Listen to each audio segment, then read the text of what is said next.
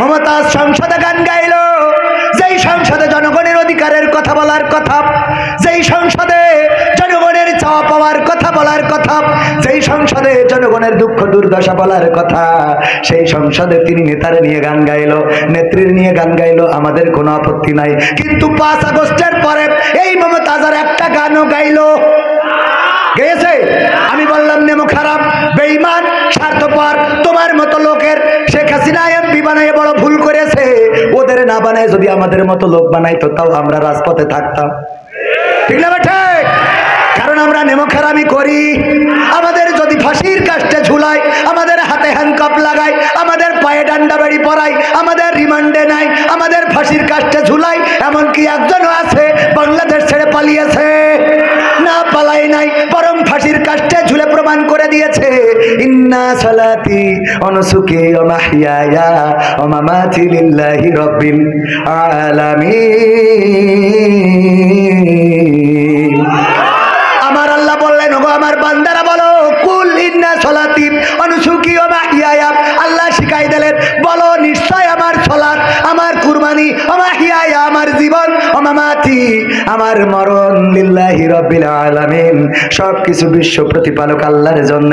আল্লাহর জন্য যারা নিবেদিত প্রাণ হয়ে যায়, আল্লাহর কাছে যারা নিজেদের মাথাকে নত করে দেয়, তাদের আর কোনো ভয় থাকে না, দুশ্চিন্তা থাকে না। তারা রিমান্ডে গেলেও জানে যে এখানে আল্লাহ আছে না নাই, জেলখানায় গেলেও তারা জানে এখানে আল্লাহ আছে না নাই।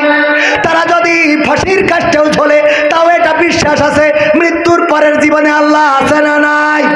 আল্লাহ এই মৃত্যুর মধ্য দিয়ে জান্নাত দিয়ে দেবেন। আল্লাহর প্রতি যারা নিবেদিত প্রাণ হয়ে যায়, সে আওয়ামী লীগের হোক, বিএনপির হোক, জামাতের হোক, জাসদের হোক, বাসদের হোক, হেফাজতের হোক, তাবলীগের হোক, সরমানের হোক, পাবলিকের হোক, আল্লাহর প্রতি যারা নিবেদিত আল্লাহ তাদেরকে রক্ষা করেন। একবার এক হিন্দু আর একজন মুসলমান দুইজনে তর্ক বিতর্ক শুরু করে দিয়েছে। একজন বলে আমার ভগবান বড়, হিন্দু বলে কি আমার ভগবান বড়, আর মুসলমান বলে না আমার আল্লাহ বড়। দুইজনে তর্ক, না আমার ভগবান বড়, না আমার আল্লাহ বড়, না আমার ভগবান বড়, না আমার আল্লাহ বড়। এই কথা বলার তর্ক বিতর্কের এক পর্যায়ে মুসলমান দেখলো একটু বুদ্ধি খাটায়, মুসলমানদের তো একটু বুদ্ধি বেশি থাকে মাঝে মাঝে, বললো যে দেখো যদি তোমার ভগবান বড় হয় চলো আমরা ওই পাহাড়ে উঠবো, উঠে নিচেই লাফ দেবো, যে বেশি থাকবে বুঝে নেব তার আল্লাহ বা ভগবান বড়। হিন্দু রাগ হয়ে গেল, বলছে ঠিক আছে রাজি, চলো যাব। কে ইমানদার, কার ভগবান কার আল্লাহ বড় প্রমাণ হবে। উঠেছে সেই পাহাড়ের উপরে। এবার মুসলমানের চিন্তা ছিল যে আগে হিন্দুরে ফেলাবে, ও মরি যাবে, এর লাভ দিয়া লাগবে না। ওর বুদ্ধিটা ভালো, হিন্দু যদি এখান থেকে লাফ দেয় আর পড়ে মারা যাবে রে, তাইলে আমার আর লাভ দিয়া লাগবে না। কয় দেখো তোমার ভগবান যদি বড় হয় তাইলে তুমি আগে ঝাঁপ দাও। কয় তোমারও তো আল্লাহ বড়, তুমি আগে দাও। কয় আমার আল্লাহ বড়, এটা তো আমি বলছি, তুমিও তো বলছো তোমার ভগবান বড়। তোমার ভগবান যদি এতই বড় হবে, তোমার ইমানের জজবা যদি এত বেশি হবে, তাইলে তুমি আগে ঝাঁপ দিতে, তোমার অসুবিধাটা কোথায়? হিন্দুর রাগ হয়ে গেছে, ঠিক আছে আমার ভগবান বড় কিনা আমি প্রমাণ করে দেবো। বলেছে ভগবান তুমি রক্ষা করো বলে লাভ দিয়ে বেশি গেছে, বলছে এবার ঝাঁপ দাও। মুসলমান এইবার বিকায়দায় পড়ে গেছে, আহারে আসলে কি ভগবান বড় না আল্লাহ বড়? ও জ্বালা জ্বালা রে, কার নাম করে ঝাঁপ দেব? এইবার বলতেছে ও তো ভগবান বলে ঝাঁপ দিছিল, আমি একটু ঝাঁপ দিই বুদ্ধি করে। ও বুদ্ধি করলো আল্লাহ তুমি যদি না পারো ভগবান রক্ষা করো, আল্লাহ তুমি যদি না পারো। এরকম ইমান আছে না নাই? এমন ইমান অনেকেরই আছে, মনে করে আমাদের ভালো মন্দ চেয়ারম্যান করতে পারে, মনে করে আমাদের ভালো মন্দ মসজিদের সভাপতি করতে পারে, মনে করে আমাদের ভালো মন্দ এলাকার নেতা করতে পারে, মনে করে আমাদের ভালো মন্দ ডক্টর ইউনুস করতে পারে। আল্লাহর কসম করে বলি, আল্লাহ রাব্বুল আলামিন যতক্ষণ পর্যন্ত আপনার ভালো না চাইবে ততক্ষণ পর্যন্ত আপনার ভালো এবং মন্দ হবে। আল্লাহ যাকে চান তাকে বাঁচান, যাকে চান তাকে মারেন। আল্লাহ রাব্বুল আলামিনকে যারা ডেকেছে আল্লাহকে পেয়েছে। ইউনূস আলাইহিস সালাম নদীর পানির মধ্যে, মাছের পেটের মধ্যে, রাতের অন্ধকারের মধ্যে আল্লাহকে ডাকলেন, বললেন পড়েন সুবহানা ইলাহা ইল্লা আনতা সুবহান সুবহানাকা ইন্নী কুনতু মিনাজ জালিমিন। ওগো আল্লাহ, তোমার মতো সত্য পবিত্র, তোমার মতো পুত পবিত্র কোনো ইলাহা নাই। আর আমি আমার উপরে জুলুম করে ফেলেছি, তুমি দয়া করো, রহম করো, ক্ষমা করো। আমার আল্লাহ বললেন, ওগো জুন্নুন, ওগো মাছওয়ালা, শুনে নাও, তোমার ডাক, তোমার ওই রাতের চিৎকার, অন্ধকার মাছের পেটের মধ্য থেকে চিৎকার, পৃথিবীর কোনো মানুষ শোনে নাই, কোনো মানুষ তোমার ওই আওয়াজটা শোনে নাই। তোমার আওয়াজটা মাছের পেটের বাইরেও আসে নাই, ওই নদীর পানির উপরে ওঠে নাই, কিন্তু আমি আল্লাহ রাব্বুল আলামিন আরশে আজিম থেকে তোমার আওয়াজটা শুনলাম, আর আমি তোমার ডাকে সাড়া দিয়ে দিলাম। ওই মাছের পেটের মধ্যে যন্ত্রণা বাড়িয়ে দিলাম, মাছটা আবার তোমাকে নিরাপদ গন্তব্যে রেখে আসলো। বলেন সুবহানাল্লাহ। মুসা আলাইহিস সালামের সাহাবীরা বলল, গো মুসা, আর তো বাঁচার কোনো রাস্তা নাই। কেন রাস্তা নাই? কারণ এই যে নদী, আর পিছনে ফেরাউনের বাহিনী, হয় নদীতে পারব, না হয় ফেরাউনের বাহিনীর ঘোড়ার পদতলে পিষ্ট হয়ে এই পৃথিবী থেকে বিদায় নেব। আল্লাহর নবী বললেন, আল্লাহ বলেছেন, লা তাকনাতু মির রাহমাতিল্লাহ, আল্লাহর রহমত থেকে নিরাশ হইও না। এই কথা বলার পরে আল্লাহ রাব্বুল আলামিন কি করলেন? বললেন, মুসা, হাতে কি লাঠি? লাঠি নিয়ে কি করো? ছাগল খেদায়, ছাগলের পাতা পেড়ে দিই, রাস্তা থেকে পাথরগুলো বাড়ি দিয়ে সরিয়ে দিই। আল্লাহ রাব্বুল আলামিন বললেন, তাইলে ওই বাড়িটা এখন পানিতে মারো। পানিতে মারা হলো, রাস্তা হইল কয়টা? সবাই বলেন কয়টা? কয়টা? 12।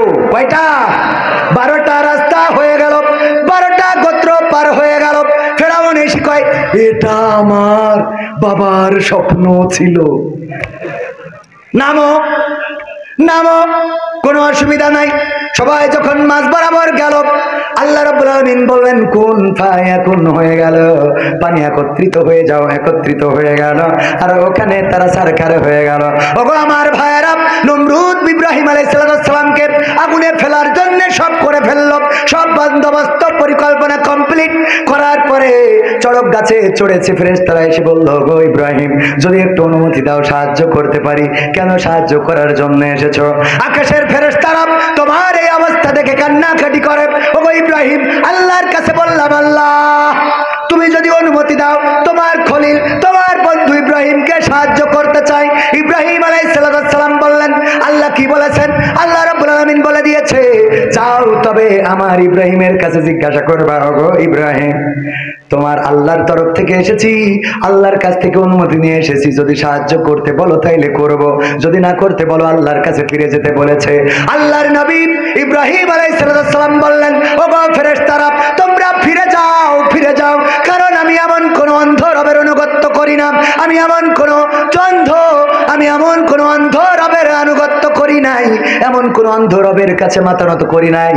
আমি বলেছি, ইন্নী ওয়াজ্জাহতু ওয়াজহিয়া লিল্লাযী ফাতারাস সামাওয়াতি ওয়াল আরদ হানিফাও ওয়া মা আনা মিনাল মুশরিকিন। আমি আমার মুখটা ঘুরিয়েছি সেই রবের কাছে, যিনি এই আসমান জমিন সৃষ্টি করেছেন এবং এর মধ্যবর্তী যা কিছু আছে সব কিছুর স্রষ্টা, সেই রবের কাছে আমার মুখ ঘুরিয়ে দিয়েছি। আর আমি আমার আল্লাহকে বলে দিয়েছি, আমি অন্য কোন দলের আনুগত্য করি না, অন্য কোন দলকে আমি মানি না, অন্য কোন নেতাকে আমি মানি না, অন্য কোন দলের মিছিল মিটিং আমি করি না। আমি আল্লাহর কাছে আমার মুখটা ঘুরিয়েছি, আমি কোন অন্ধ রবের আনুগত্য করি না। সুতরাং তোমরা ফিরে যাও, তোমাদের থেকে আমার অবস্থা আমার আল্লাহ আরো ভালো জানে।